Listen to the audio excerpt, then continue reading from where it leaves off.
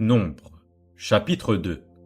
L'Éternel parla à Moïse et à Aaron et dit : Les enfants d'Israël camperont chacun près de sa bannière, sous les enseignes de la maison de ses pères. Ils camperont vis-à-vis et tout autour de la tente d'assignation. À l'orient, le camp de Juda avec sa bannière et avec ses corps d'armée.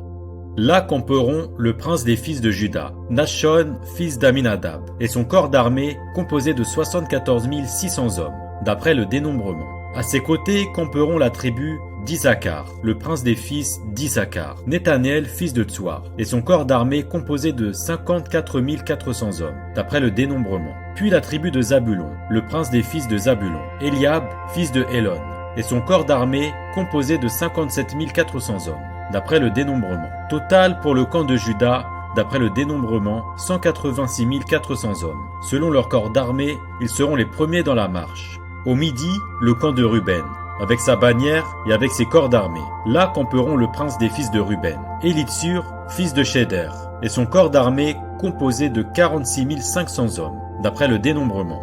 À ses côtés camperont la tribu de Siméon, le prince des fils de Siméon, Shelumiel, fils de Tserushadaï, et son corps d'armée composé de 59 300 hommes, d'après le dénombrement. Puis la tribu de Gad, le prince des fils de Gad, Eliasaph, fils de Deuel, et son corps d'armée, composé de 45 650 hommes, d'après le dénombrement. Total pour le camp de Ruben, d'après le dénombrement, 151 450 hommes, selon leur corps d'armée.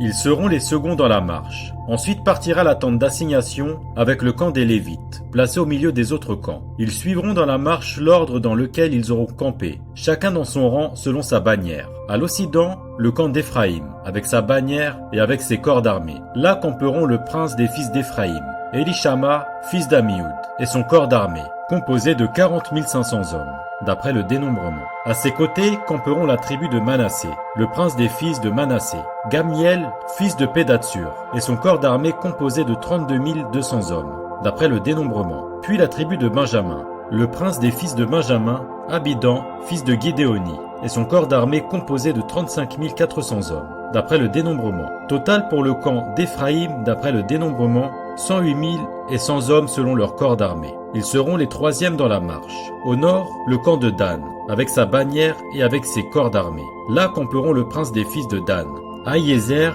fils d'Amishadaï, et son corps d'armée composé de 62 700 hommes, d'après le dénombrement. À ses côtés camperont la tribu d'Azer, le prince des fils d'Azer, Pagiel, fils d'Ocran, et son corps d'armée composé de 41 500 hommes d'après le dénombrement. Puis la tribu de Nephtali, le prince des fils de Nephtali, Ahira, fils d'Enan, et son corps d'armée, composé de 53 400 hommes, d'après le dénombrement. Total pour le camp de Dan, d'après le dénombrement, 157 600 hommes. Ils seront les derniers dans la marche, selon leur bannière.